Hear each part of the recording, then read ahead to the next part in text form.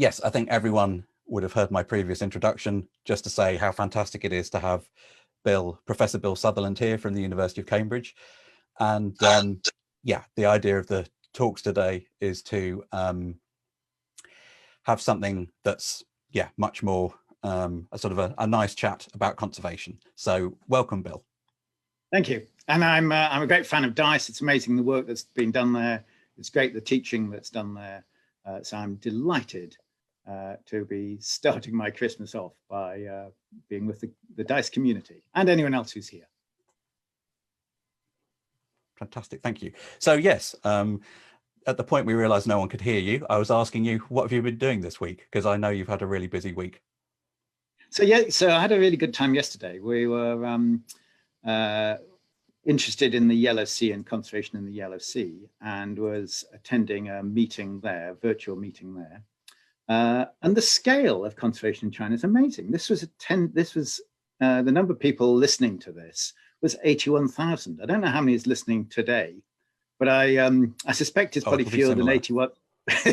Yeah, I hoped more. And also they're setting up a research institute, the Yanchen Institute, which is the same floor space as the David Attenborough building, but 17 floors high. You know, it's just astonishing, the scale in which they're delivering conservation.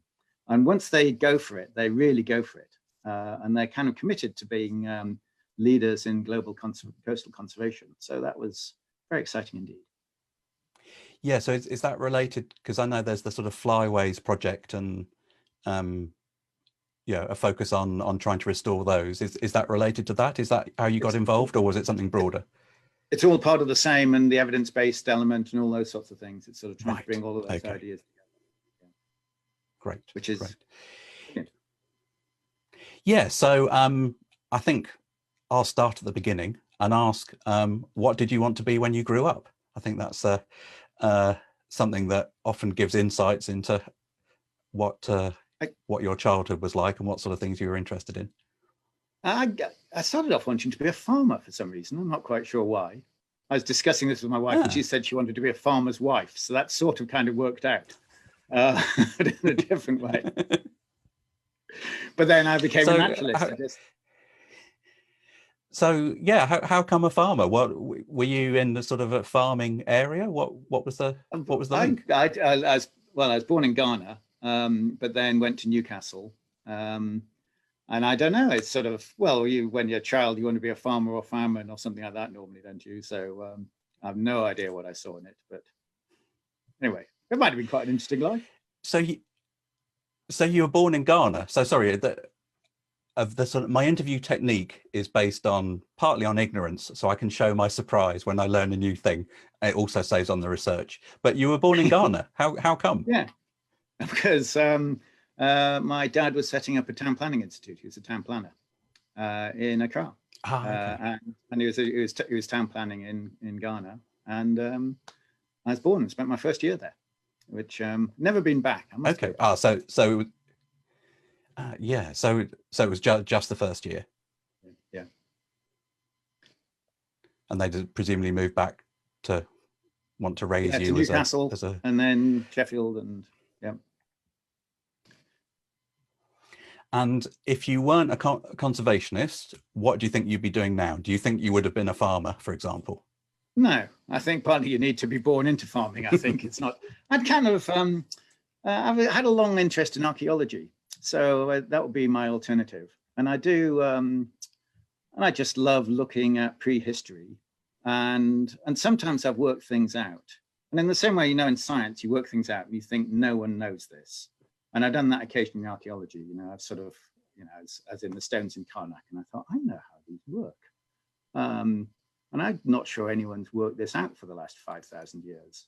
And that's kind of just fantastically exciting. You know, you just think, wow, that's just really, I can remember being really excited in this area. And I thought, if I go up to someone and say, I've worked out how these work, I'll probably get arrested if I do. So I didn't. Yeah, so what, how do they work? What? Well, so that was, so they're made of granite, and for granite, they've got, they're in layers. and the top surface is sort of all weathered. And if you prise them up, you have a sort of shiny, glittery, pretty outside surface, lower surface, and a grotty one.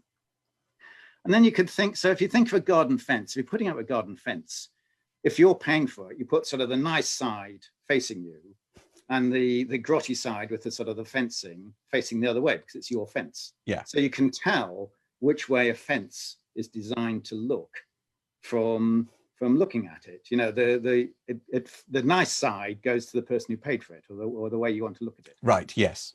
Yeah. So you can imagine doing the same with these blocks of granite. These blocks of granite have a nice, shiny, sparkly side and this grotty side. So you can then say, where were people? Where did they want this to be seen from? And you can show that the kind of in Karnak, they're sort of lined up. So I think that they're normally seen from one side with sort of people doing their. So I should explain, Karnak are these long rows of stones, amazing long rows of stones. And so it seems that people were standing from the outside and watching it through. And there's this famous sort of square construction with this set of stone blocks. And if you look at those, they kind of seem to be all sort of mainly facing, it's a little bit dodgy, but facing one way. And then if you go there, there's a little ridge there, and you can sit on the ridge, and there's a stone wall, which I think is just a pure coincidence. But if you sit on the stone wall, you just oversee this block with all the what would have been the shiny sides of the stones facing you. And you think, well, that's kind of what you'd do is you would sit here and watch them do whatever they did. And I just thought, it's like seeing it. It's like, you've done it when you see, when you in biology, when you work, you say, I understand how this works. Yeah. That's just so exciting. Yeah. Yes, I, as an undergraduate, on the way back from buying fish and chips, suddenly worked out why the blackbirds in the park that I've been spending the last month change direction more often over time. And yeah, that was my first feeling of, I am the first person who's worked that out. And it's it's a lovely thing about our job, isn't it? Yeah. So actually, yes, related to bird behavior. So I did do a little bit of background reading today, and saw your Wikipedia page, which then linked to your PhD thesis, which I thought was was very, very sweet. So I was actually scrolling through, hoping to see some really old-fashioned, ugly sort of graphs and figures, but you did a good job. So despite the technology not being anywhere near as sophisticated as these days. So hang on, is this my PhD you're talking about? Is it? Yes. My PhD that was so I'm going to get boring here, but the way I did my figures was I hand drew by line each one, and then you would buy letraset. And I think I should probably explain what letraset. Letraset was you get blocks of, I know I think you probably know, but you get blocks with little letters on, which you would then place on the place and then rub, and the letter would go off. And so you had to buy these blocks of letters to do the figure, to do your captions and do your labeling. And because I did oyster catchers and cockles, it needed a lot of C's. So I kept having to go to the shop and buy more sheets of letraset just because I needed some more C's. And then, so there wasn't sort of swaps between people in your department with different letters to people who had a surplus of one. And then, exactly, yeah. And then I typed it. And the problem with typing is I would type it, and then I would sort of correct it, and then I'd retype it. And I am a terrible typist, as anyone who's got an email from me will attest. And so you reach a sort of an asymptotic point in which your rate of producing corrections was balanced by your rate of introducing new errors. It's not like a sort of a Word document that you just gradually improve. Yeah. It just sort of flattens out. And I couldn't get it any better, but anyway. So, well, I was impressed, and direct link from your Wikipedia page to your thesis. So yes, that they've obviously scanned in. So I wanted to ask you. So your PhD was on oyster catchers and cockles, a predatory prey study. How did that influence your conservation work? Sort of, what did you learn from that? What skills did you gain from that you're still using? So I think at that time, So what I wanted to do and did and spent a chunk of my life doing was to say, can we understand the decisions that animals make? And from that, work out their population ecology from sort of first principles. And the trick is you use game theory to work out, what animals should do, bearing in mind the trade-off. So if you're going one pack, there's interference, so you do less well, so you go somewhere else. Those sorts of things. If you understand that, you can understand where they go and what their intake rate is and when they then starve. Use that to then produce population models and then use that to answer applied questions. And that was sort of the line I did. And at the same time, as a keen naturalist and a keen conservationist, so I used to do a lot of spare time conservation as sort of a completely separate side. I had a sort of strong academic side, and nature conservation was sort of entertainment. And then I just sort of got more and more involved. And then we started doing research, looking at conservation activities and how they work. And then gradually, in particular, when I got this new job in Cambridge, I then switched entirely, pretty well entirely to doing conservation. So what sort of conservation work were you doing at the same time as your PhD? So a number of things. So it was producing models. So things like looking at disturbance, trying to understand how disturbance works. So you can produce this model and then you put disturbance in there and say, what would the effect be on a population if you then had disturbance, or if you had GM crops or something like that, is to sort of build this sort of model from the behavior upwards and then do something horrible to the world and work out what the consequences of that would be. Right. And then the work we then did was work looking at testing conservation actions. Things like we knew that burning reed beds was damaging for soil invertebrates. Everybody knew that. So I thought it'd be interesting to see how long they take to recover. So we did this randomized replicated control. If you cut and you burn and you leave, to see how long it takes the invertebrates to recover. And the answer is that no time at all, because they just burn so fast, it doesn't have an effect. But if you flood them, which everyone says, and there are other reasons for flooding, but if you flood them, then you kill all the soil invertebrates. And we did a whole series of sort of studies like this. And time again, I found that kind of what everybody knew, the accepted practice, turned out not to be right. And then also for the soil invertebrate things, everybody knew it. I'd heard this at innumerable meetings. And I then said, so where is the science? And they said, oh, everybody knows that. And it just didn't exist.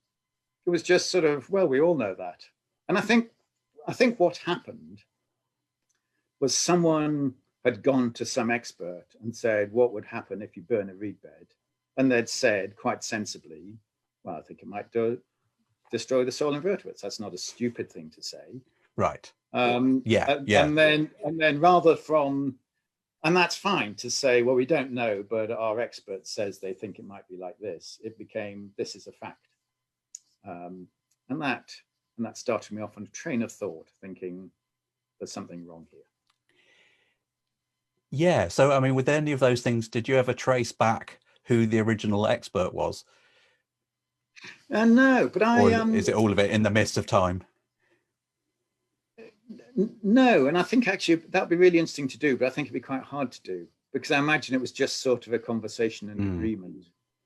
But I then set up, there's a new magazine at the time, British Wildlife, and I set up this section, Managing Habitat News, to sort of say, here's the news. And I then edited this book, Managing Habitats for Conservation, which brought together these experts who all kind of said sensible stuff. So it's broken down to a set of different habitats, and for each habitat, it tells you what to do.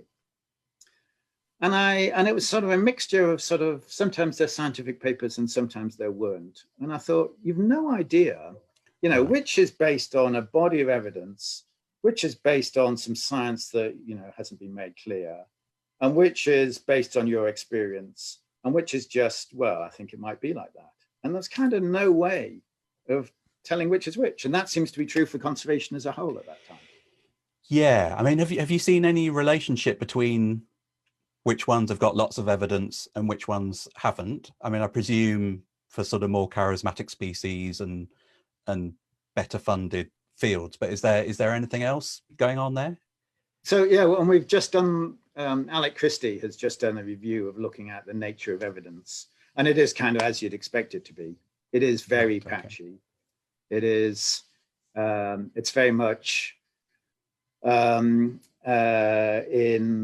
Western Europe, North America, Australia. It's particularly lacking in the tropics. Although in the tropics, there's less of the sort of fiddling around conservation. It's more, right. Don't drain the swamp, don't chop down the forest, kind of where you need, in some ways, you need less science for that. Right. Yeah. But it is still very, very patchy. Right. Yeah. Lovely. Well, I've sort of broken up my questions into blocks and moved them around a bit. So this one I've got in the section that's called Conservation Questions 1, which obviously we've covered a lot of already. It's always been my favorite. Oh, wait till Conservation Questions 2. That'll blow you away. So yeah, the first question is, which you've touched on already, but what do you think?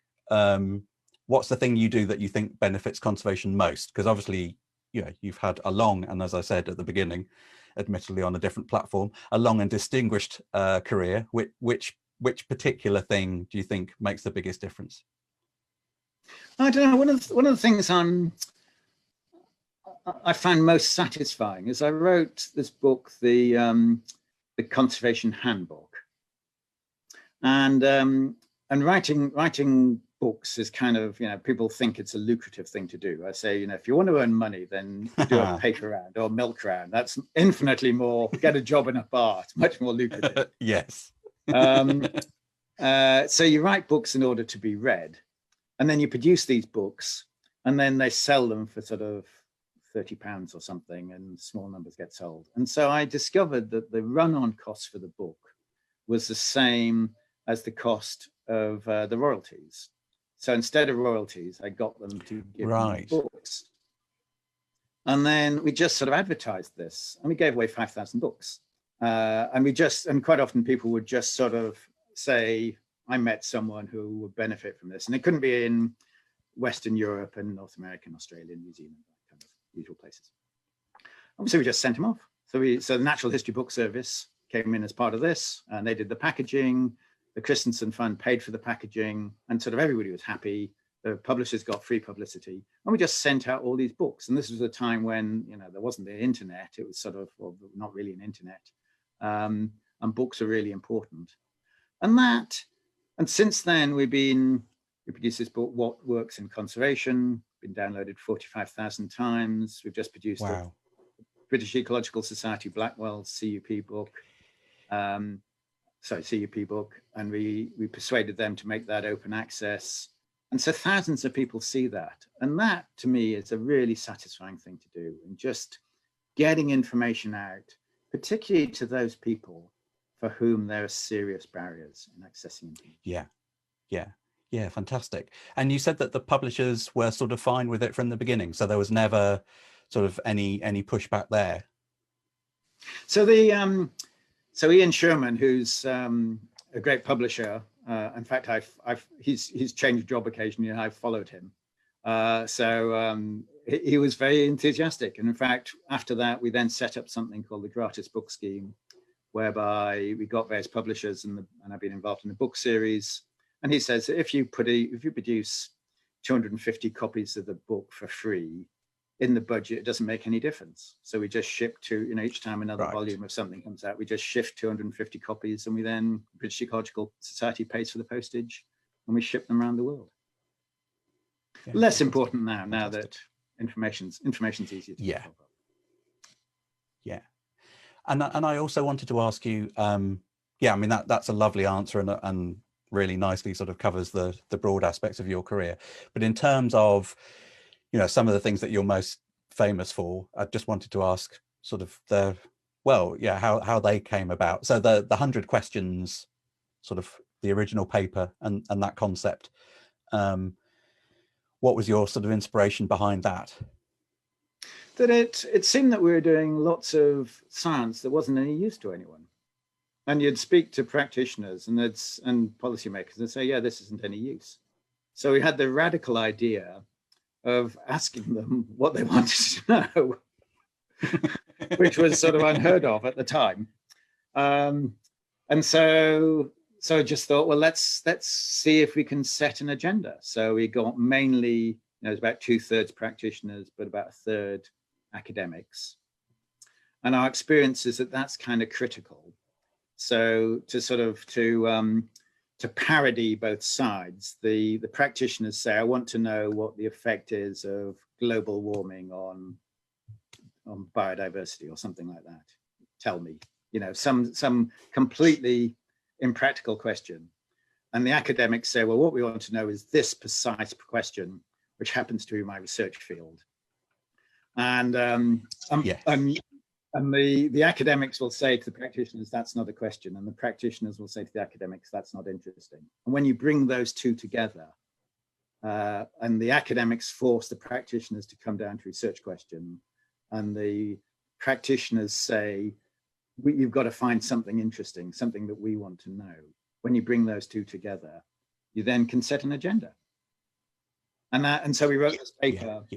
And it's kind of, so the first one, we weren't sure what to do with it. Was this publishable? Do we just publish it ourselves? Do we send it somewhere? We sent it to Journal of Applied Ecology, who were a wonderful journal, but they were quite snooty about it.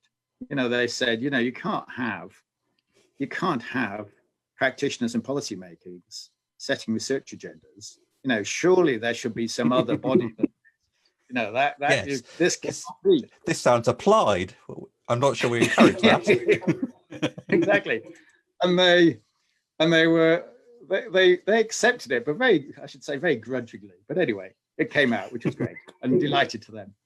And then it became the third most downloaded paper in Blackwell's 850 journals.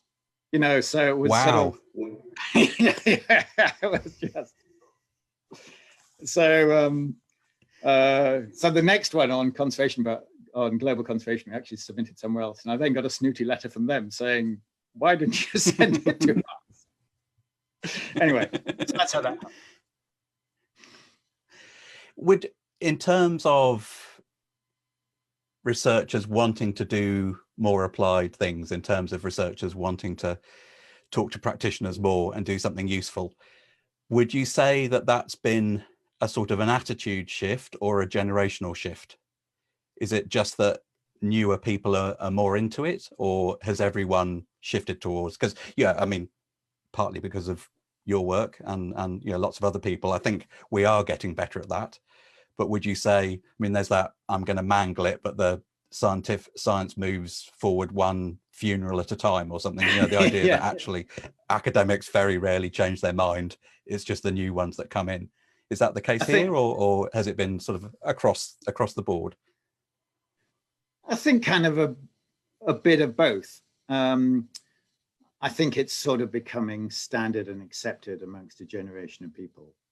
But still the question, who wants to know this? That is still kind of quite a serious question. And you do see an awful lot of research still going on. And and often it says this is of conservation importance. And you think, what? Yes. So that is to actually say, what is the sticking point? What is the thing that you don't know? And we've just been discussing this week. I think we don't really know that. We don't actually really know what are the specific things that, say, UK practitioners really most want to have answered. And I think the more we can ask them, the better. Yeah. Fantastic. Sorry, I'm just looking at the time and working out how to, but I think I've got time to also ask you about horizon scanning. So again, you've done lots of innovative work there. How did horizon scanning in conservation, how did that come along? So I'd heard a colleague, Andrew Watkinson, had mentioned this term horizon scanning. I didn't really know what it meant. And then the thing that really influenced me was in 2006, George Bush, in the State of the Union address, said, we're going to go for biofuels. And the argument was it was sort of for environmental points of view. There's also biofuels come from maize in Iowa, which is, obviously politically very important. But that's part of it. Yes. But that's being too cynical. There was certainly a conservation element. And the European Union similarly went forward on the same sort of basis. And then when that actually unraveled, we realized that wasn't actually a terribly good idea. It wasn't a terribly good idea from the greenhouse gas perspective, probably having a negative consequences for food security, for environment. It was not a terribly sensible decision to make. But I think as a community, we'd done some research, but we hadn't said biofuels is something that's likely to come up the agenda. Let's sort of, as a community, make sure that we know what the consequences of that are likely to be. And really, as a mature community, that's what we should do. So again, it seems sensible to then say, well, what's coming up next? And so each year we meet and then have a global group of people and try to identify what's likely to come up that we don't know about. And I keep pushing the group to, I want things that I haven't heard of in order to then think about what might happen. Right. And then the first one was published in 2000. I think so. So yeah, that's right. The meeting will be 1999. And to mark 10 years, no, 2010, to mark 10 years, we then went back to that initial one. And it had issues like microplastics, which I hadn't heard of, and artificial meat, which I hadn't heard of, and using mobile phones to collect data. Well, of course, we must have known about that. But we actually, thankfully, for another reason, we then went around the leading figures in various conservation organizations to ask what they'd heard of. And only 3/4 of them had heard of the idea of using mobile phones to collect data. So 1/4 of them, even though they're on the cutting edge, hadn't heard of that idea. So, it sort of shows how the world has changed in the last decade and a bit. That what is now commonplace was sort of a horizon scanning issue 10 years ago. And so the idea is we just want to just sort of say, go on.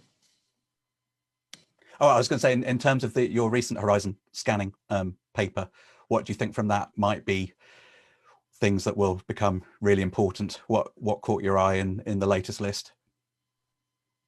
I can never remember what's on the list. I thought, oh my goodness, he's going to ask me that. And there are things like, so one thing we had, which I was reading about on Twitter today, was the idea of stranded assets, stranded carbon assets, and that a few years ago we identified the fact that if we do become greener with our energy use, there's an awful lot of companies in the world and a lot of the economy that is based on carbon. And that was coming up today. Right. And in this horizon scanning issues, we're talking about the fact that this is actually happening now. And there are ways of using that. So blockchain, which is a sort of kind of bizarre thing in itself, but uses lots of energy. You can imagine, using energy, particularly wind and things when it's, so I'm mixing ideas here. But that can then provide a use for other sources of energy, particularly wind and things that can be used at which have peaks and troughs. For other activities. Great. Yes, well, as I said earlier, I sort of wanted these conversations to be quite chatty and to replicate the sorts of things that we talk about in the pub. So I also wanted to, including me mixing up ideas like I did, without even me drinking. Well, at the same time, my headphones are falling out, so I'm also feeling slightly, if only we had been drinking, we would have an excuse for all of this. Yes, so in terms of focusing, in terms of focusing on the negative, what's your best conservation idea that everyone ignores? It's my most brilliant. And that is that we should do more of the things that work and less of the things that don't work. Yeah. Yeah. And and if that could become standard, that would transform the world. And it amazes me daily how that's not become standard. Yeah. So when you bring this up, I mean, so I meant to mention earlier, in fact, yes, referring back to your love of archaeology, because I was going to say, yeah, everyone should follow Bill on Twitter, partly to see him making bread from Mesopotamia and other cool stuff like that. But some of my that was seen by tweets of yours. That was seen by 4.5 million people. Wow. I tweet about all sorts of what I think extremely important conservation issues, and that normally is seen by a couple of thousand people and retweeted a handful of times or whatever. That was retweeted hundreds of times. It was liked thousands of times. It's seen by 4.5 million people. If I'd have known, if you have a look at it, I can remember when I did it, and I was putting it together, and I was going out to do a botanical survey. And if you look, the figure of the whole meal on the first tweet is at 90 degrees. So it's not right. And I thought, no one's ever going to see this. I'll rush off in order to do my botanical survey. If I'd have known 4.5 million people were going to see it, I'd have had it so it was the right way up. Actually, on a related note, how often do your tweets about the ducks get retweeted? And also, what is happening with those ducks? So every year there are photos of you either with a duck or with a duck moving through your room, or what's actually happening? So sometimes we've rescued ducks and looked after those. They were just ducks that nested. They nest in our they nest on our estate and occur on the lake. The lake is slightly bigger, twice the size of this sofa, and our house is our garden's it's a small garden. And it was looking to go into the village pond and decided to have a go by coming through the house first. So I took a photo. Okay. Yes, based on Twitter, I assume that there were just sort of ducks constantly in your life, but it's more episodic than that. Just occasionally, but I do love the nature of Twitter. So I was in Colombia, where you were, meeting someone from Ghana who said, "So how are your daughter's ducks?" I thought, it's a peculiar world, how you just know all these weird things about each other. Anyway. Yes. So speaking of which, and I'm mindful of the time, yes, I was going to ask some sort of more slightly flippant questions. One of which was, have you ever been outwitted by an animal? Which animal, when, and how? Do you count my daughters? Well, having briefly met one of them, no. And she seems perfectly charming. So we tried catching Egyptian geese. I studied Egyptian geese with Gary Allport for some time, and we decided they have peculiar molt migrations around Norfolk, which we wanted to understand. And they occurred and they go to molt at Holcombe Hall. So we decided we were going to round them up and catch them.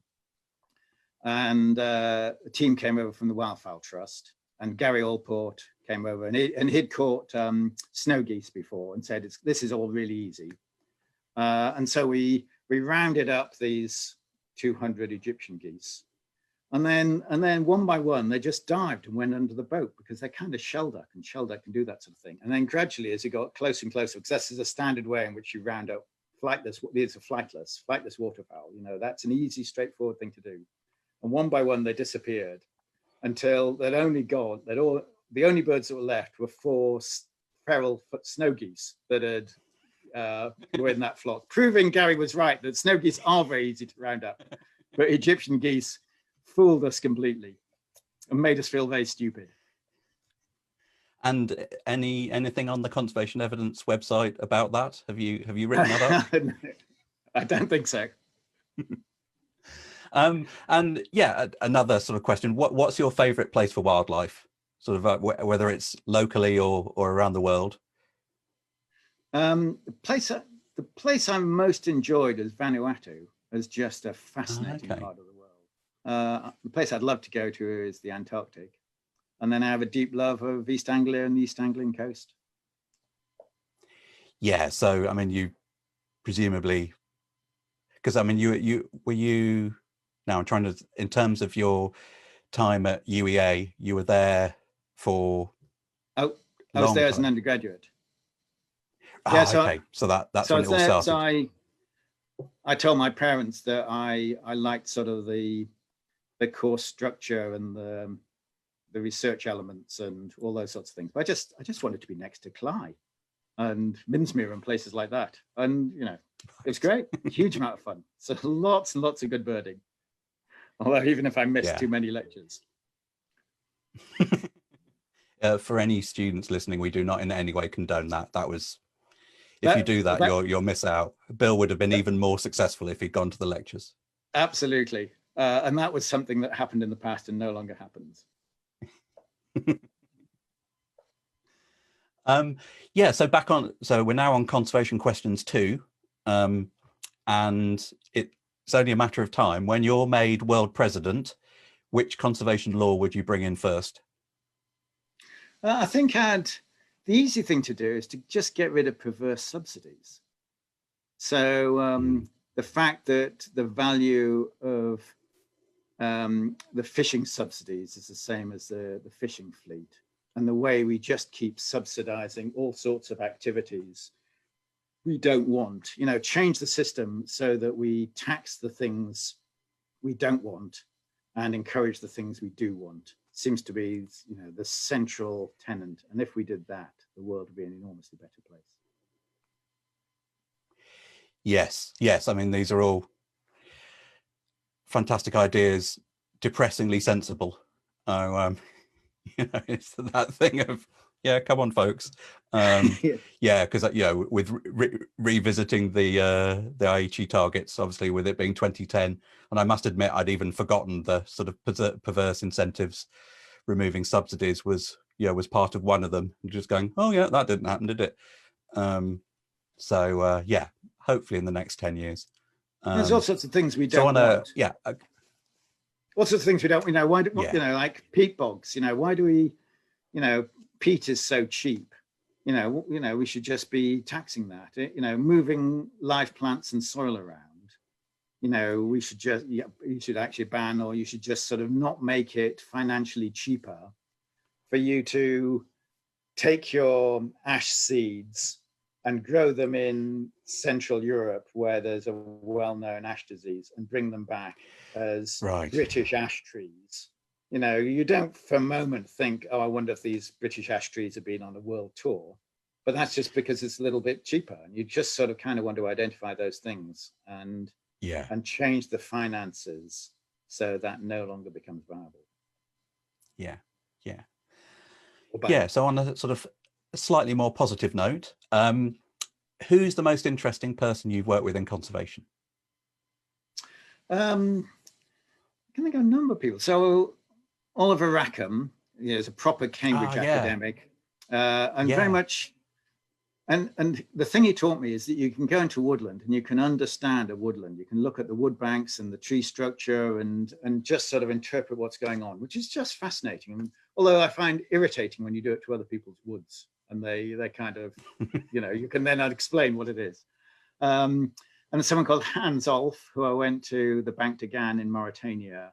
And he looks at the sort of the fine detail of what animals do and the effect it has on the structure of the habitat and the consequence that had. And that was a new way of thinking about the world, I think. Mark Bergman has taught me very much about how you think about decisions and how you plan things and how you decide what's right and what makes sense and how you use experts. That's very influential.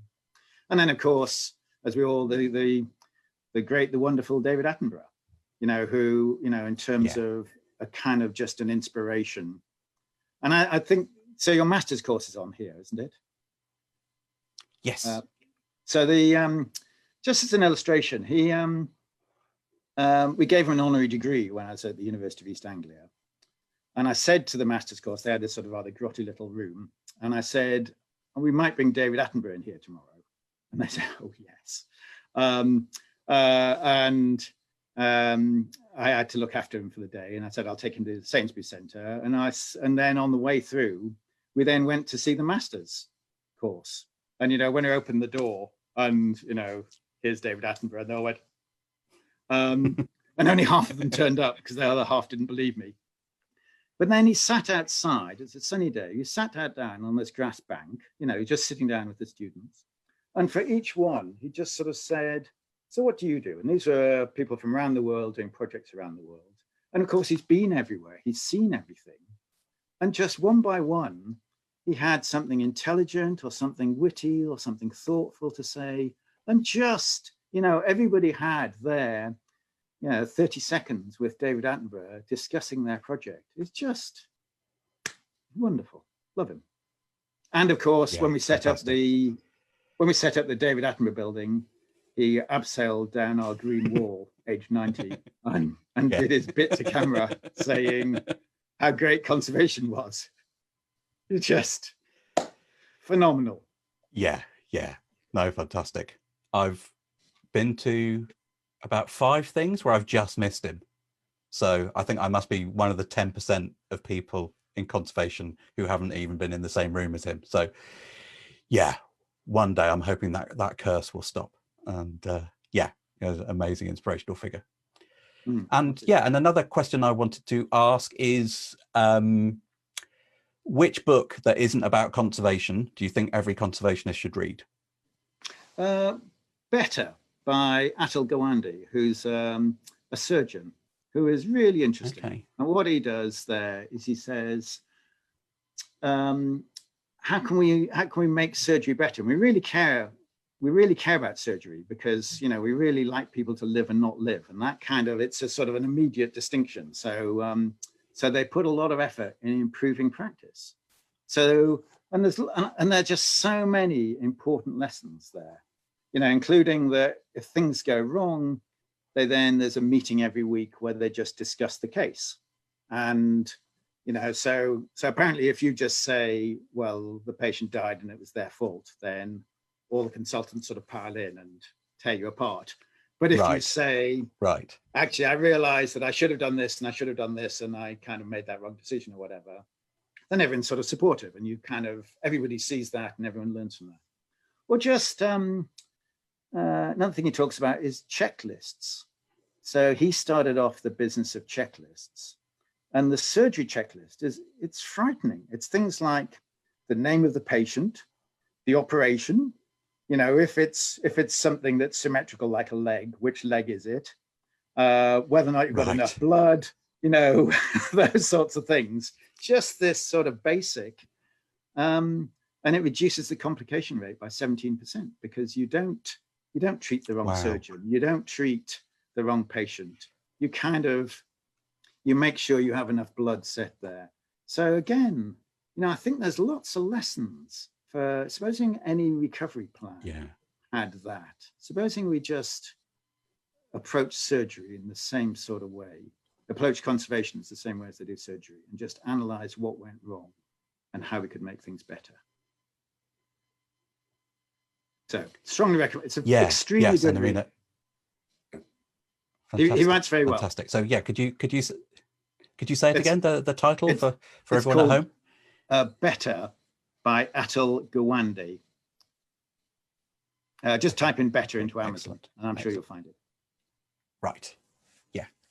Right. We're definitely getting into the home straight. So there's only time for me to ask one flippant question, and then we'll get on to some slightly more useful questions. Which species are you afraid of? Humans, pathogens. The only time I can really remember being scared of an animal was in Mount Kenya, and we stopped and we were watching some black and white colubuses, and there was this bamboo thicket, and I could hear the rustling of the leaves, and it was sort of clearly some sort of small antelope or something.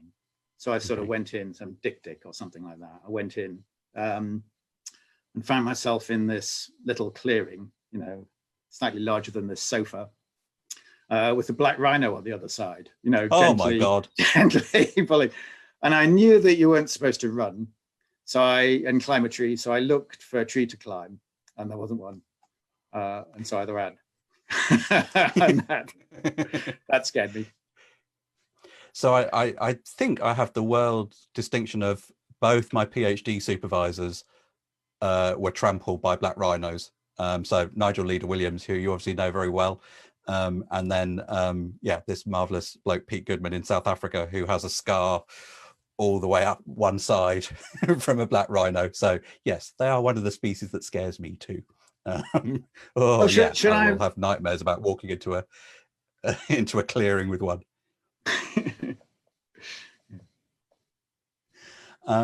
Yeah, so yeah, in terms of wrapping up, first of all, where do you see conservation going in the future?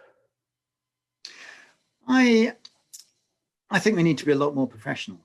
I think we're just too amateur and shambolic. And I think we think we're doing so much good that we don't think we need to make sure we're doing a professional, efficient job that really makes a difference. And I think there's all sorts of areas that we could tidy up and sort of just agree and just do things, you know, systematically go through and do things a lot better. I also think we need a plan. I think we don't really have a plan. And the other thing, I think we're going to see a lot more of automation. So a lot more of, right. You know, what we're talking about at the moment is how can you bring the time of data collection to report writing down from sort of months or years to seconds. You know, how can we get it so you collect your data in the field, you know, on your smartphone or whatever, you press a button and your report's written using natural language creation and those sorts of things. I think that's the direction we want to go in. And your advice being automated and all that sort of thing. Right. Yeah, I mean that will be amazing. And in terms of talking to our current students and more broadly, what advice would you give them about a career in conservation? What should they be doing to make sure, well, A, they get a job, and B, that they make a difference? So I think do a degree in DICE, you know, and a great place to do it. And you're well Excellent. On the way to a the check's in the post. Thank you. yeah. That was the deal, wasn't it? Well, I was going to put it in a big thing anyway at the end of this, so you saved me from saying it. And I think get involved and ideally do things. So I know in my career I did lots of things really, really badly. You know, I ran the bird club and ran the bird club newsletter, which and I can remember typing it and just making a disastrous mess of it, and running events where only 3 people turned up, and just sort of and doing conservation projects where, you know, we cleared out a pond for newts because it was full of weeds. I can remember doing that as a schoolboy, which I hope that those newts have recovered by now. But getting involved in doing those sorts of things and then learning. And it's much better to make mistakes at a small scale than make mistakes at a big scale. And you learn so much by getting involved and doing things and learning from your mistakes. So, you know, whether or not it's a conservation club or setting something up or working for a local organization or whatever, just get involved and pick up skills. So if you can, bird watching is great, but there's a lot of bird watchers in the world, and it's kind of hard to get up to the sort of level of those nerds. So he speaks as one. But, you know, plants, if you can start learning your plants, so if you can start learning your mosses or some of the more obscure groups, then that actually is sort of really useful. You can get up to speed quite quickly. I think writing things as well. So for the master's course as involved in at UEA, I'm a horrible lecturer. The first week I said, I want you to get something published by the end of the week. And I gave them a handout, and it told you how to get things. So the easiest thing is Oryx, and the briefly thing in Oryx, which is great. You know, that they're very happy to get articles there.